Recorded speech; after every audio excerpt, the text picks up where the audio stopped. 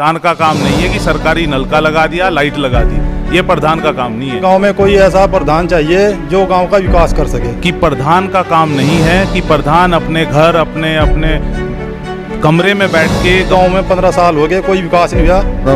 मेरे कहे से 3.5 लाख रुपए अभी तक राम दरबार में लगा दिए। अपने दरवाजे खुले या बंद रखने की जरूरत नहीं पड़ती। मैं आपके वर्करी कर रहा है तो मुझे पता चला कि मतलब भाई जो बेचारा गरीब है उसका मकान बनना चाहिए। जब सरकार से पैसा मिल रहा है, सुविधाएं आपको देनी चाहिए, प्रधान कोई भी हो। सभी समाज को साथ लेकर उस काम में कदम उठाऊंगा। हमारे गांव के जैसा आसपास क्षेत्र में गांव नहीं है जो नमस्कार दोस्तों, समर्थ भारत न्यूज में आपका विशेष स्वागत है। समर्थ भारत न्यूज से मैं मनीष शर्मा। मित्रों, जैसा कि आप लोग जानते हैं, उत्तराखंड राज्य सरकार द्वारा त्रिस्तरीय पंचायत चुनाव की घोषणा हो चुकी है और 6 तारीख, जो कल 6 तारीख थी, उससे नामांकन की प्रक्रिया भी शुरू हो चुकी है। जो भी प्रत्याशी किसी भी पद पर लड़ रहे हैं, आपको जानकारी देना चाहूँगा कि त्रिस्तरीय पंचायत चुनाव में विभिन्न पदों पर चुनाव होने हैं। प्रधानी पर होने हैं, मेंबरी पर होने हैं, जिला पंचायत सदस्य पर होने हैं और जिला पंचायत अध्यक्ष पर भी होने हैं। तो जो जिस पद पर नामांकन करना चाह रहा है, नामांकन की प्रक्रिया शुरू हो चुकी है और नामांकन होने भी शुरू हो गए। आज इसी क्रम में हम पहुंचे हैं ग्राम तांसीपुर में और यहां से प्रधान पद की जो उम्मीदवार की जो दावेदारी कर रहे हैं राजकुमार त्यागी जी, और पर्चा अपना भर चुके हैं, दाखिल कर चुके हैं।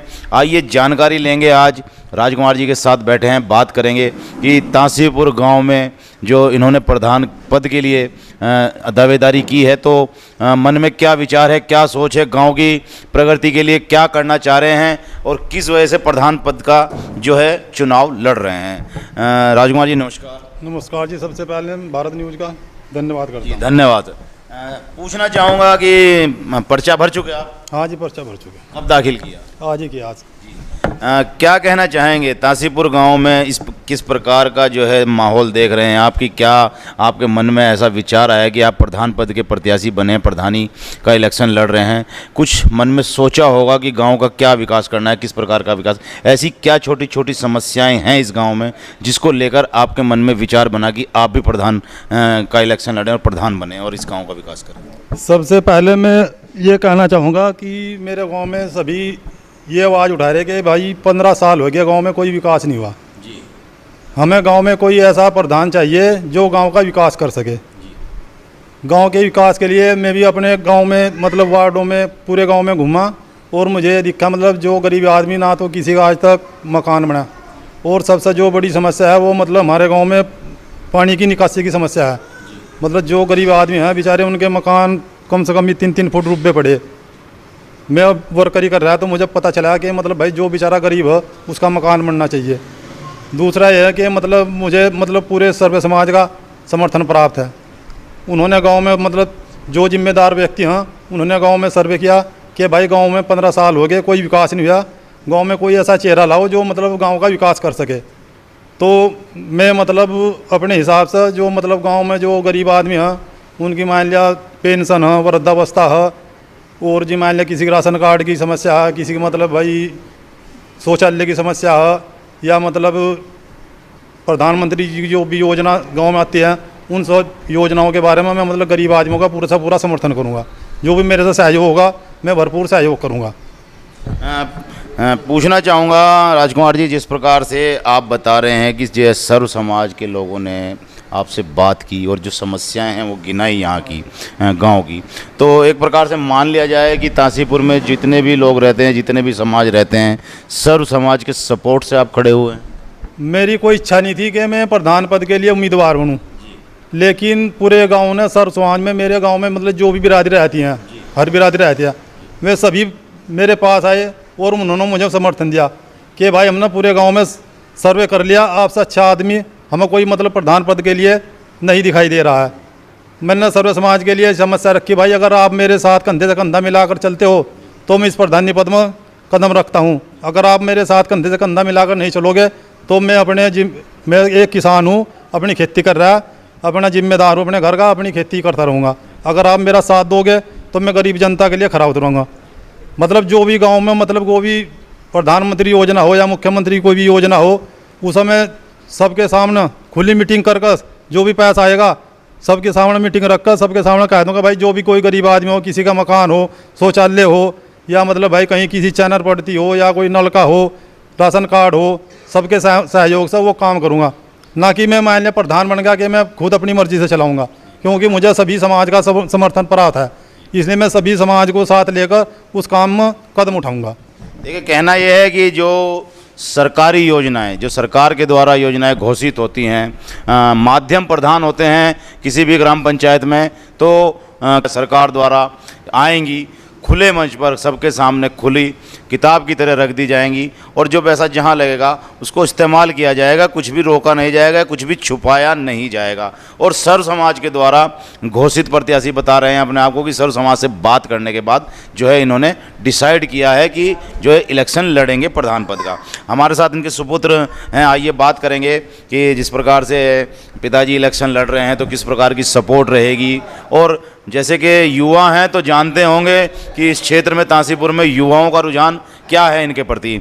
नमस्कार भाई साहब, क्या नाम आपका? मेरा नाम अंकित त्यागी है जी। अंकित जी, क्या कहना चाहेंगे जिस प्रकार से इस बार जो है पिताजी को इलेक्शन में उतार रहे हैं प्रधान पद के, और क्षेत्र की समस्याएं बता ही रहे हैं, क्योंकि लोकल रहने वाले हैं भाई, क्षेत्र तो की समस्या तो पता ही रहेगी, तो आप लोग भी गाँव में घूमते ही होंगे, तो किस प्रकार का रुझान देख रहे हैं?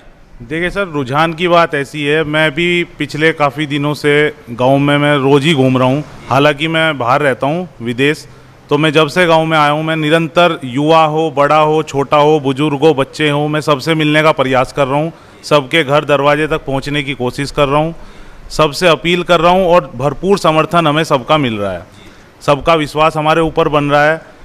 लेकिन मैं इसी माध्यम से एक बात और कहना चाहूँगा कि हर प्रधान अभी तक जो भी रहा है, सब ने अपने स्तर पे अपने हिसाब से गांव को, जनता को काम देने की, काम करने की कोशिश की है।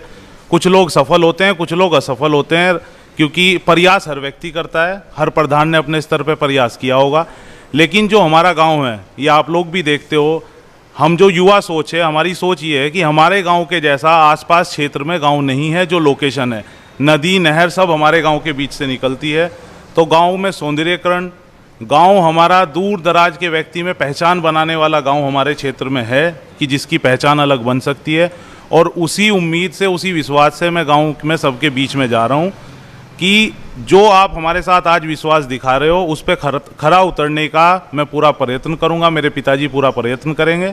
और उम्मीद है कि आने वाले 5 साल में जो भी योजनाएं सरकार के द्वारा दी जाती हैं वो धरातल पे उतारी जाएंगी, बिल्कुल पारदर्शिता रखी जाएगी, हर चीज़ आपके सामने रख के धरातल पे हम वो काम करके दिखाएंगे जो अभी तक गांव में नहीं हुए। अंकित जी, एक बात पूछना चाहूँगा, जिस प्रकार से राजकुमार जी ने कहा कि 15 साल हो गए, पिछले 15 साल से विकास की जो धारा है वह नहीं, उस स्तर से नहीं बह पाई तासीपुर के अंदर जिस स्तर से बहनी चाहिए थी। तो उनका कहना है कि प्राथमिकता ये रहेगी कि उस विकास धारा को तेज़ी से बहाया जाए।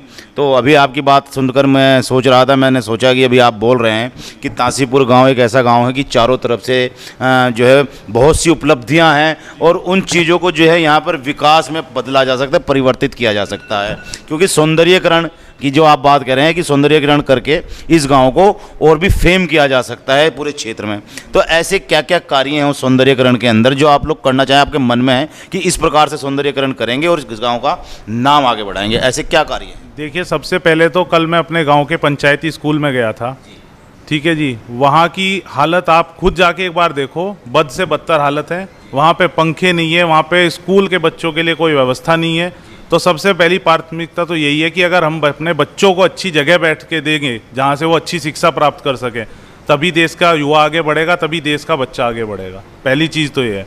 दूसरी चीज़, हमारे गाँव के बीच से नदी आप बोलो इसको, ये गुजर रही है, मैं नहीं मानता किसी और गांव के आसपास से इस तरह का है।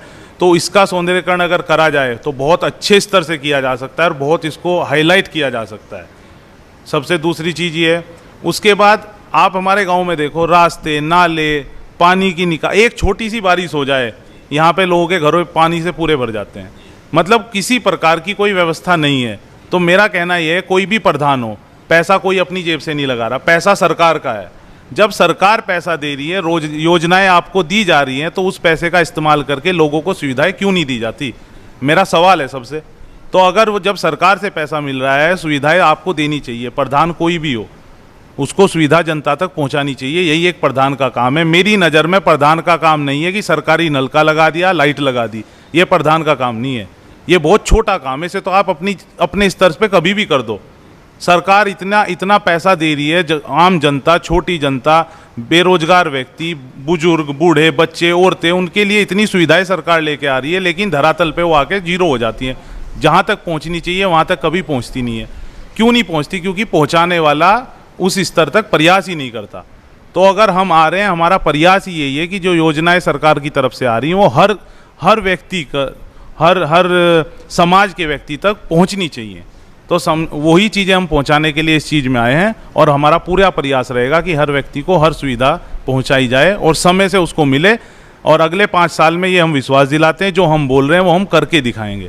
देखिए, करके दिखाएंगे। 5 साल में जो योजनाएं, स्पष्ट कहना है अंकित जी का कि पैसा अपना नहीं है, पैसा सरकार का है। पंचायत में पैसा आता है लेकिन पारदर्शिता नहीं है। पारदर्शिता दिखाने वाला जो व्यक्ति होगा वही विकास कर पाएगा। और आप लोग देखते हैं कि बहुत से गांव ऐसे हैं जो मॉडल बन चुके हैं। अगर चाहें प्रतिनिधि, प्रधान जो चाहें तो अपने गांव को वाकई में ही एक मॉडल बना सकते हैं, लेकिन उसके लिए पारदर्शिता लानी जरूरी होगी खर्चे की। और वही प्राथमिकता रहेगी जो है राजकुमार त्यागी जी की और उनके सपुत्र अंकित त्यागी जी ने जिस प्रकार से बताया। आइए, स्थानीय निवासी हैं हमारे साथ भगत जी, उनसे भी बात करेंगे, उनसे भी पूछेंगे कि प्रत्याशी के रूप में कैसे देख रहे हैं राजकुमार जी को। भगत जी नमस्कार, क्या कहना चाहेंगे, किस प्रकार देख रहे हैं राजकुमार जी को? राजकुमार त्यागी जी जो हैं गांव के गणमान्य वाले व्यक्ति हैं जी। और सबसे बड़ी बात तो यह कि इनसे मैं व्यक्तिगत तौर से भी प्रभावित हूँ कि इन्होंने गांव में धार्मिक स्तर पर भी बहुत, जो 1 रुपया भी देना पसंद नहीं करते, इन्होंने मेरे कहे से 3.5 लाख रुपए अभी तक राम दरबार में लगा दिए और आगे भी लगाने की कोशिश कर रहे हैं। और ये जितने भी धार्मिक स्थल हैं गांव में, हर में इनकी यही कोशिश है कि हमारे गांव के धार्मिक चिन्ह साफ सुथरे रहने चाहिए। इसलिए मैं तो राजकुमार त्यागी से बढ़िया उम्मीदवार किसी को मानता नहीं। कहने का मतलब समर्थन है। तो देखिए, कहने का मतलब ये है कि धार्मिक भी हैं, धार्मिक क्रियाओं में भी जो है सम्मिलित रहते हैं। और अभी बता ही रहे थे कि पैसा भी खर्च किया है राम दरबार में। कुछ और भी बोलना चाह रहे हैं अंकित जी, आइए बात कर लेते हैं क्या कहना चाह रहे हैं। जी अंकित जी, क्या कहना चाह रहे हैं? दूसरा मेरा एक ये कहना है, आदमी अपनी तरफ से हर तरह से प्रयास करता है। मेरा प्रयास हमेशा ये भी रहेगा कि गाँव की महिलाएँ, गांव में जो हमारे कन्या हैं, उनके स्कूल की व्यवस्था प्रॉपर हो, महिलाओं तक जो सुविधाएं सरकार से आती हैं वो महिलाओं तक जरूर पहुंचे।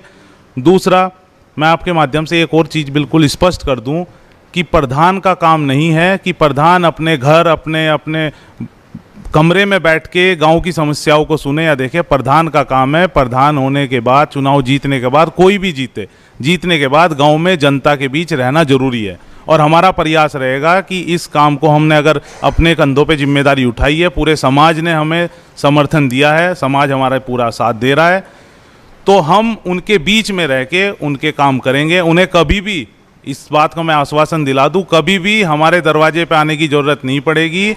दरवाज़ा, कुछ लोग मेरे सुनने में आया था, बोलते हैं कि वहाँ तक जाने में समय लगेगा, दरवाज़ा टाइम से खुलेगा नहीं खुलेगा। मैं बोल दूं, अगर आपका दिल का दरवाज़ा खुला है तो आपको अपने दरवाजे खुले या बंद रखने की ज़रूरत नहीं पड़ती। मैं आपके माध्यम से स्पष्ट कर दूं, जनता के काम करने के लिए आपको अपने दिल का दरवाज़ा खुला रखना पड़ेगा। उसके लिए आपके दरवाजे कितने बड़े हों और कितने खुले हों उसकी ज़रूरत नहीं पड़ती।